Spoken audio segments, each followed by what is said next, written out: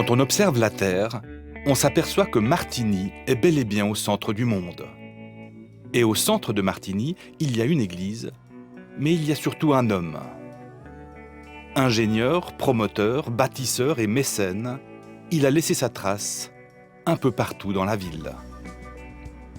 1500 appartements, un musée archéologique, 200 expositions d'art international, un musée de l'automobile et un autre du Saint-Bernard avec ses chiens. Il a aussi offert des vitraux aux chapelles, des sculptures aux giratoires, des céramiques d'art à ses locataires ou des horloges romaines aux arrêts de bus. Si Paris a sa tour Eiffel, Martigny a son Gianada.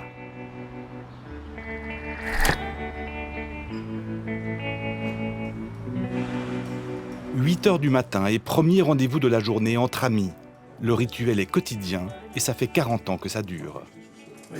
Oui, on se retrouve ici, boivent le café, c'est juste 10 minutes le matin. Mais c'est pas de travail, c'est une réunion de...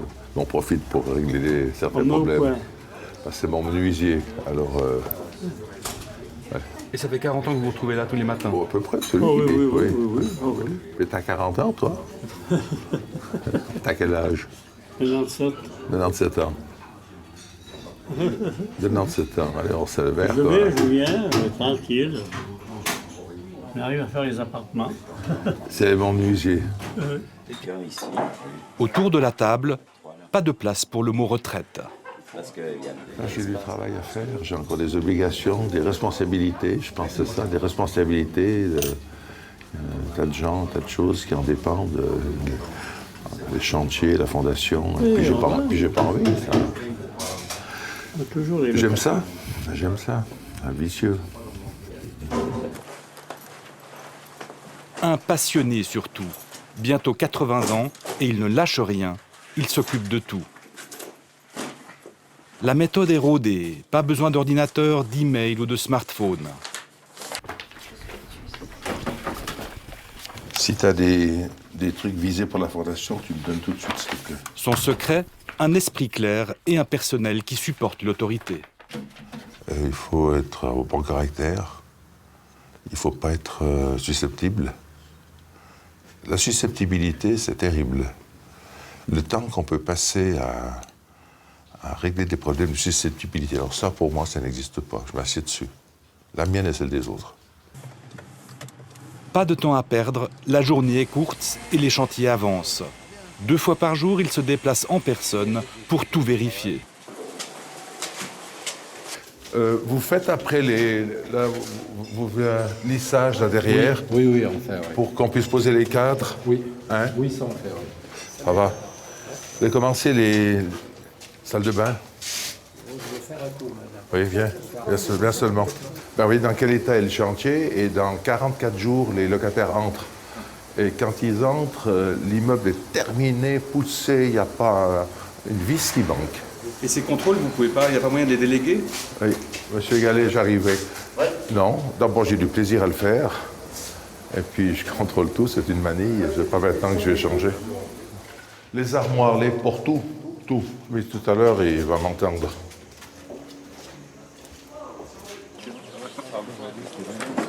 Bonjour. Séance de chantier dans les jardins de la Fondation.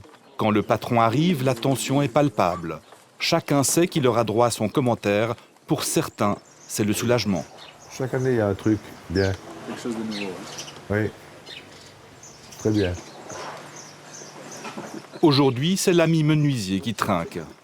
Non, mais bon, ça va plus. Hein. Ils peuvent poser les portes, les armoires, les encadrements, ça va suivre, etc. Partout. Les caissons, pas fini. Non, c'est pas sérieux, hein, ce que ton équipe là-bas. Oui, j'ai pris la bordée. Qu'est-ce qui s'est passé, là? Oui, mais moi, j'ai l'habitude. Même ce Gianada, ça arrive souvent qu'il ait des colères comme ça? Oui, mais ça dure pas. Ça dure pas? Ça dure pas longtemps. Non, dans un moment, il me téléphone, puis il dit « Ça va bien quand même, hein? » Non, pour ça... Mais c'est toujours un petit peu tendu quand on fait ces réunions de chantier, on se demande un petit peu si ça va du temps. Attention, il faut... ce qui est juste, c'est juste. Hein. Il ne faut pas lui jouer la trigoulette, parce que... Il n'y a rien qui passe avec lui. Rien, il est trop malin. C'est un malin? Ouais, mais alors... Maintenant, il faut aller carrément avec lui, il ne faut pas s'amuser. C'est tout noté, c'est tip-top. C'est en voulant construire ici même un immeuble de 16 étages que Leonard Janada découvre les vestiges d'un temple gallo-romain. Nous sommes en 1976. La même année, son frère Pierre décède dans des conditions tragiques. Ils étaient très liés. Alors j'ai décidé immédiatement de faire une fondation qui porte son nom, en souvenir de lui. Et ce qui me donnait aussi, c'était le prétexte aussi pour sauvegarder les vestiges de ce temple. Tout ça, ça a été très vite, puisque l'accident a eu lieu en juillet 76, et qu'en novembre 78, 2 ans après, le 19 novembre, le jour où Pierre aurait eu 40 ans, on inaugurait la fondation. À partir de ce jour, sa vie va changer. Il a sur les bras un musée archéologique, une salle de concert et surtout un espace d'exposition qu'il faut garnir. Il doit maintenant se faire connaître dans un milieu qui n'est pas le sien. Ils n'aiment pas qu'on marche sur la plate-bande. C'est des cercles très fermés, donc qu'un outsider, qu'un ingénieur vienne se mêler de musique et d'art.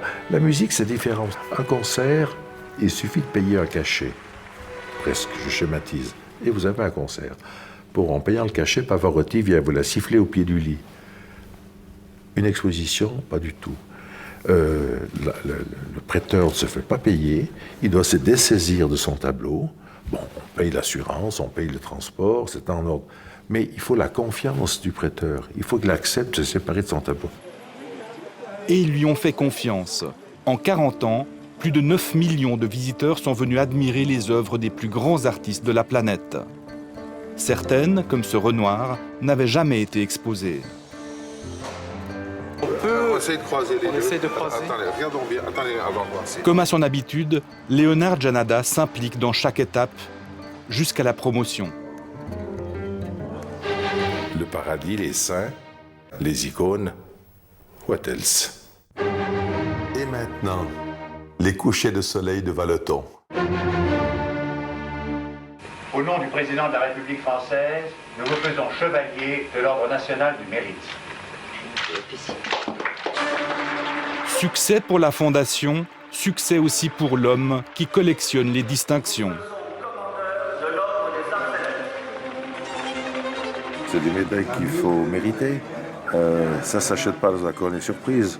Parce qu'il y a... Celle-là, c'est la Légion d'honneur. Ça, c'est une médaille qui m'a été décernée par Poutine, Vladimir Poutine, lors de l'amitié russe. Une reconnaissance inespérée pour ce petit-fils d'immigrés.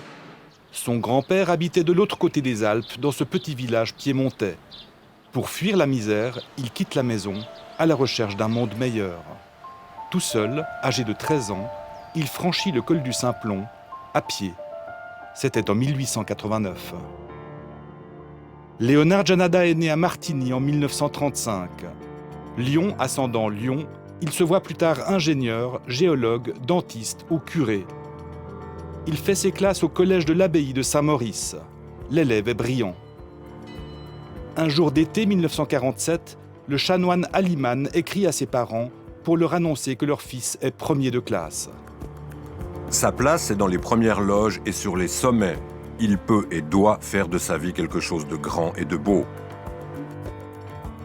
Il avait vu juste le chanoine. Le petit Léonard a bien fait quelque chose de grand. Et quand on lui demande ce qu'il a gardé de ses origines, souvenirs et émotions le rattrapent. Je pense ma manière d'être, ma manière d'agir. Pour faire ce que j'ai fait, il faut être un peu cinglé, il faut être italien, je pense. Je pense pas que des Suisses feraient ça comme ça. Et j'ai souffert de mes origines italiennes. Et pendant la guerre, c'était pas facile, j'étais gamin. À l'école, les gosses sont pas tendres. Et puis maintenant, c'est plus facile, c'est vrai. Mais si on me fait une allusion, ou bien un petit... C'est une fierté folle. Vous avez pris un petit peu votre revanche, vous le voyez comme ça? Pas du tout. Oh non, non, c'est pas du tout. C'est pas une histoire de revanche. Non, non, c'est une histoire de rendre un peu de ce qu'on a reçu.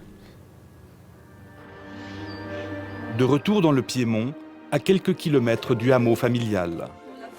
Le mois dernier, la ville de Biella faisait honneur à l'enfant du pays.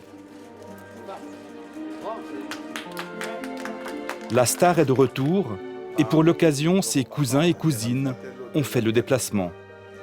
Aujourd'hui, c'est Léonard qu'on expose. L'arroseur arrosé, écoutez, ça fait drôle de se trouver de l'autre côté de la barrière. Dans cette exposition, les photos les plus jeunes ont plus de 50 ans et les plus anciennes ont plus de 60 ans. Donc, un demi-siècle plus tard, d'exposer des photos que j'avais complètement oubliées et que je découvre certaines pour la première fois parce qu'à l'époque, je n'avais pas les moyens de développer de pays de développement des photos. Donc, j'avais des planches et encore. Il avait une vingtaine d'années lorsqu'il s'est mis à parcourir le monde comme photoreporter. Un passé méconnu que son ami Jean-Henri Papillou a sorti de l'oubli.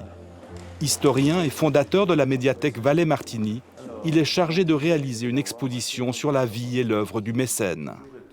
Superstitieux, côté superstitieux, il faut faire attention.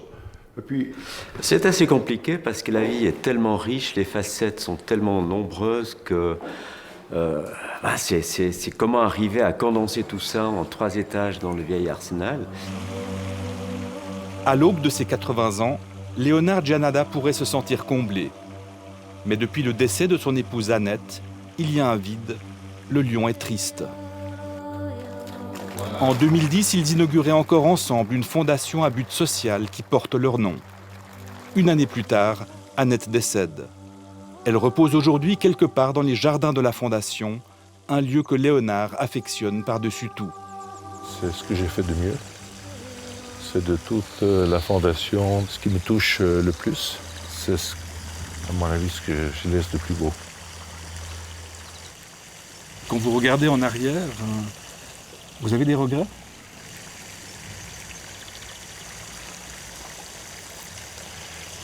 Oui. C'est d'avoir pas été plus proche des enfants. D'avoir pas su les entourer davantage.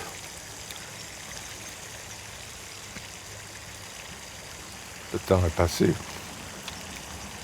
Ils ont 50 ans et là, j'ai raté quelque chose. Ça ne s'attrape pas. Reste la question de la succession. Léonard Giannadas y pense, mais ne trouve pas la solution. Je peux pas avoir quelqu'un lui expliquer, j'ai pas le temps, j'ai plus de temps à perdre, j'ai 80 ans. Je sais que c'est égoïste, mais qu'est-ce que je puis faire? Il y a un conseil de fondation, il y a des scientifiques, ça peut arriver d'un jour à l'autre. Le miracle, c'est la durée, ce qu'il y a déjà eu jusqu'à maintenant. Léonard Giannadas se donne jusqu'en 2017 pour accomplir ses derniers projets immobiliers. Ensuite, il se consacrera à plein temps à sa fondation.